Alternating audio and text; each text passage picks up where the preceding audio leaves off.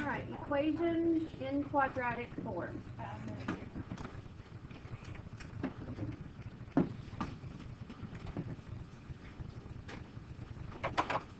need like two. Oh, I can get that for you. Okay. So, here's what we're looking at.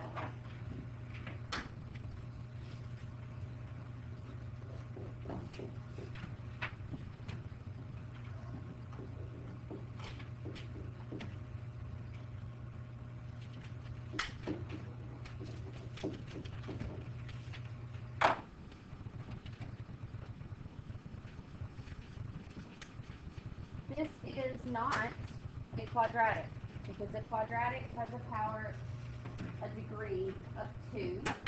This has a degree of 4. But it is in quadratic form because I can substitute in and make it a quadratic. Whenever your first problem, your first number right here, is twice your second, see, 4 is twice 2. 2 times 2 is 4. And then there's nothing here. It's in quadratic form. Another example would be x to the 10th plus 7x to the 5th plus 12. That's in quadratic form, okay? Because what's 5 times 2? 10. So that's in quadratic form, okay? So remember, let's say that I have u to the 3rd squared. What would u to the 3rd squared equal? U to the 6th. Okay, so we're going to use this rule right here to make these quadratic. And we're going to solve both of them. Let's start with 4x to the 4th. What was it? Minus 25x squared. 6. We're going to make u stand for our middle exponent, our middle variable in exponent. So u will equal x squared. Okay, that's what u equals. So we rewrite this 25u.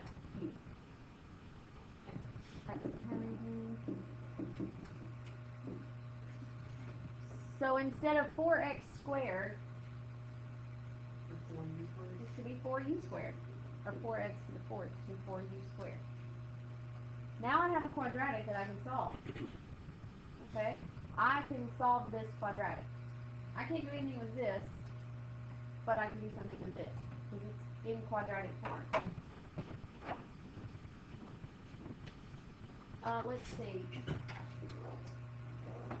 4 times 36, 144, and it needs to add up to equal what? Negative 25. So can we think of two numbers that when multiplied equal 144, but when added equal negative 25? 9 and 16. A negative 9 and a negative 16.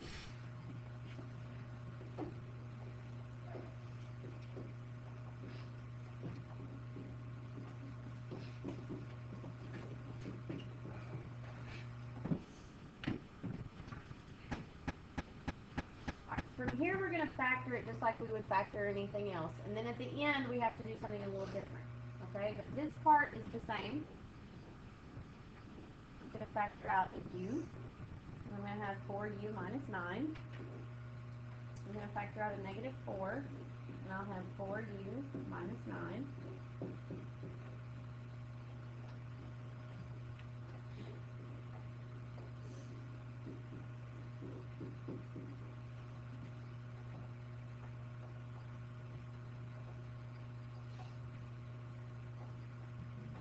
Alright, so what does u equal? U equal, wait a minute, right here, what does u equal right here? U equals 4, or u equals a positive force. So I move that over to the bottom. Alright, now at our last step, now we're going to substitute that back in. Because u is actually x squared. It feels really weird to say u is. Even though I'm talking about the letter u, I just feel like I'm breaking some grammar laws by saying u is 4. You're in Arkansas. You're No, excused. right? So solve. X is plus or minus 2. Solve. X is plus or minus 3 halves. That's your answer.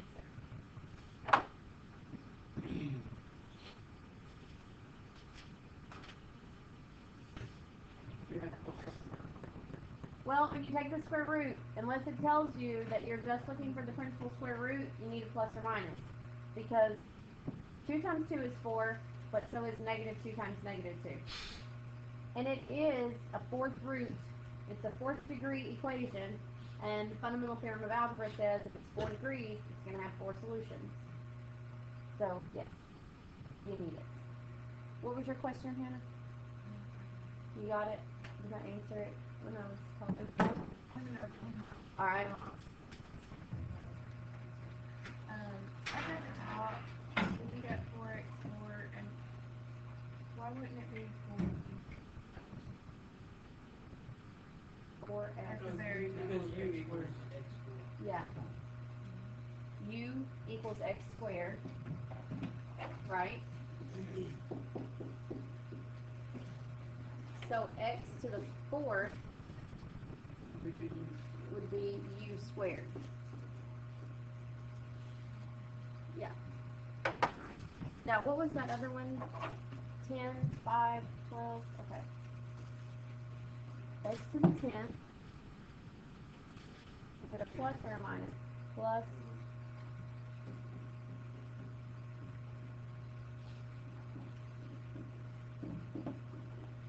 Alright. See if you can set this one up. Get your u substitution. Get it factored, and we'll try to solve it. We'll talk about solving it. If u is going to equal x to the 5th, then this is going to be u squared plus 7u plus 12 equals 0. What are two numbers that multiply to 12 and add to 7? So it doesn't matter, like, put u in the middle, it's just whatever the x is right there. Mm-hmm.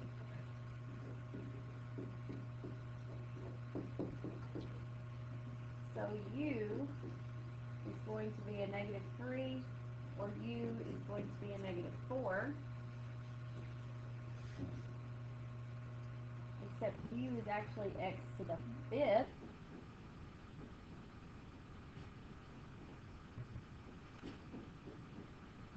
Let's talk positives and negatives. This is an odd root. I'm going to be taking the 5th root, right? So is it possible to do this? Yeah, if I was taking like the 4th root, would this be possible? No, it would be an imaginary, it's possible with imaginary numbers, but it's not possible with real numbers. But I can take the 5th root. We'll just say that x is the 5th root of negative 3.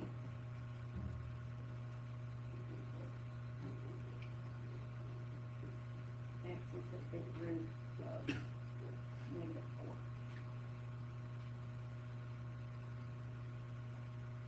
So those are the two places where it crosses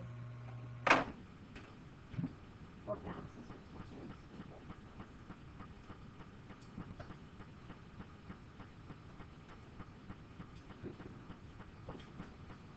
It's not plus or minus because it's a 5th root and it's a negative. I can't get a negative. If I were to put a positive in there, it's never going to turn out to be a negative. It has to be that negative. We only do that plus or minus with the even root. You don't know. When it's an even root, you don't know if that negative multiplied itself out. But you know with odd roots, because it sticks around up there. Look at this one. 3x to the 2/3 minus 5x to the 1/3 minus 2 equals 0.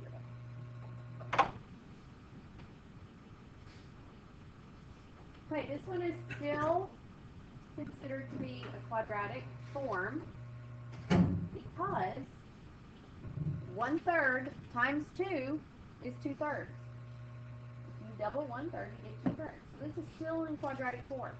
We can still do this, and we can still factor this, just like we factor everything else. What will U stand for? 1/3. X to the 1/3. Exactly. So we're going to have 3u squared minus 5u minus 2 equals 0. I'm going to let you factor that. We'll solve it together, but I'm going to let you get it factored. Okay, so what two numbers will multiply? I'll do all the steps this time, Josh. I'm not going to skip any steps. What two numbers will multiply to give me a -6 and add to give me a -5? -6 is equal to 1. All right.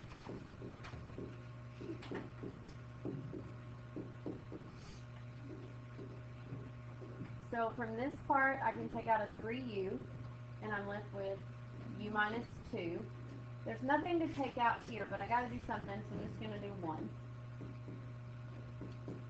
So this factors to 3u plus 1, u minus 2. Right, u equals a -1/3, u equals a +2. But u is actually x to the 1/3.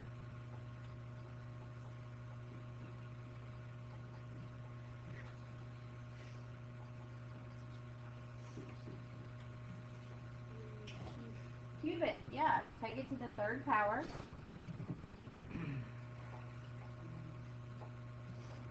So x is a -127. So x is 8. That's your answer.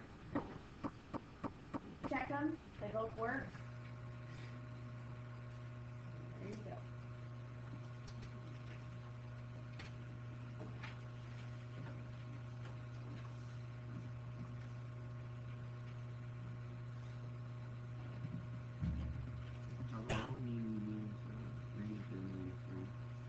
-2 and -3. Because I need it to equal a -6. Yep. I didn't write -6. Yep. Okay.